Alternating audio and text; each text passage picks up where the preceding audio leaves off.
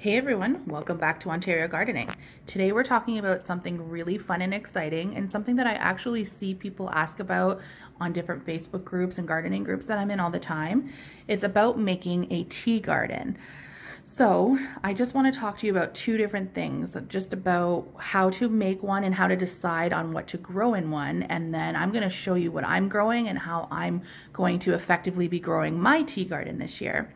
So first thing is first, when you're looking at making your tea garden, you want to grow things that you are actually going to enjoy having.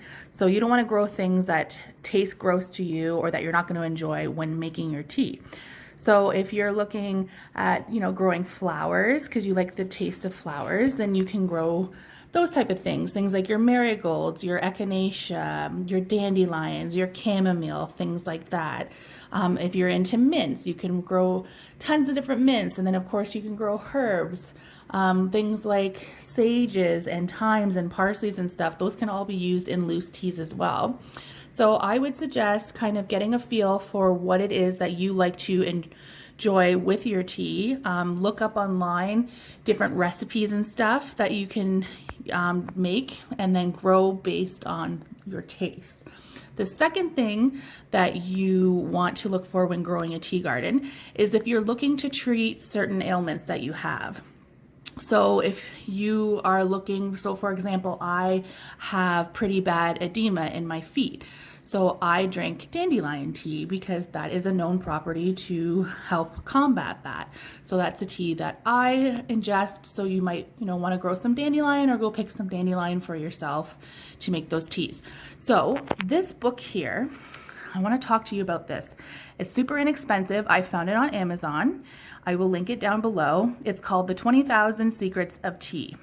And basically this book is broken up into two different parts. So you can look up, in the front of the book, it goes through, I'll show you, different ailments. So basically if I had a body ache, it tells you underneath all the different things that you can use to treat that in your tea. So you've got chamomile, crimp bark, hyssop, and marshmallow. Moving on, it goes through a whole bunch of different things. So as you can see, if I was dizzy, I would drink ginger or ginkgo, lavender, peppermint. All those things can be used in teas to help treat that. So it's basically all broken down on ailments, so you can look it up that way. The other option, I will flip here, is it goes through all of the different herbs and things that you can grow and breaks them down. So for example, lemon balm. It's going to go a little bit into the plant and tell you a little bit about the plant. Then it's going to tell you what you can use it for, and then some even include a recipe. So here's an iced lemonade. So instead of a sugary lemonade on a summer day, you can try mixing your lemon balm and doing it that way. So this is such a cool book. Like I said, I've used it so many times for different things, and so it's here on the back. It says an A to Z listing of common ailments found by teas and how to treat them, instructions on how to create your own medicinal kitchen, and advice on creating those tea blends. So this is an amazing book. So I kind of went through here. I picked out some of the things that are, I'm feeling could be better in my health, and those are the things that I'm going to be growing in my garden this year. So the other thing to just note is the other thing you're going to need besides the herbs, obviously, and somewhere to grow, is something to put your loose tea in. So once you pick your stuff, you dry it out. So this is chamomile from last year. So I cut all the chamomile off. I dried it out in my kitchen for a couple of weeks until the heads become dry and it becomes dry to put into tea. And then if I was just having a straight chamomile tea, I would just put the chamomile. Again, we can buy these on Amazon. They're super cheap. I think they're just a couple dollars. I'll link one below just for fun. You can also buy disposable, how you get a tea bag, just a regular tea bag. You can actually buy those and stuff them yourself, but I like this one because it's reusable. But yeah, you would just put all of your dry herbs and tea in here, and then this is how you steep it, right? This goes into the water and you steep it that way. So now that I've kind of explained to you how to do a tea garden and how to pick things out, I will show you how I'm doing mine this year. So I'm going to take you into the greenhouse and show you some of the things that I'm doing, and then I'll take you outside and show you how I'm actually growing them. So down here I've got some marigolds or calendula. And then I have got a couple different lavenders growing in here. I've got some chamomile.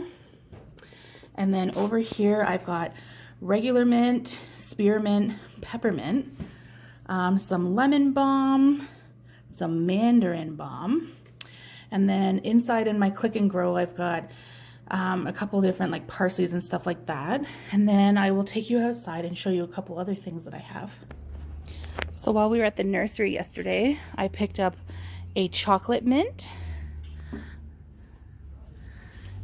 a pineapple sage actually.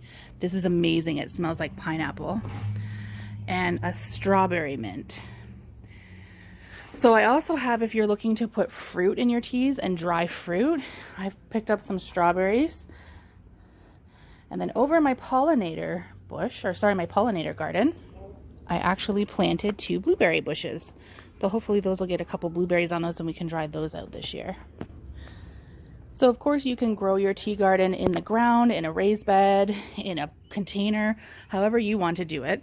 But I'm actually planting mine in this ladder that I got last year.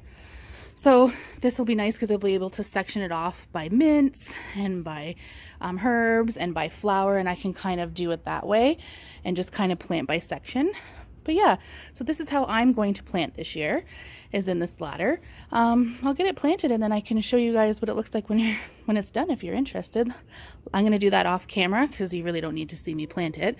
But yeah, let me get that done for you. So here it is planted. I've got my mints on the top. I just watered so they're all kind of flattened down.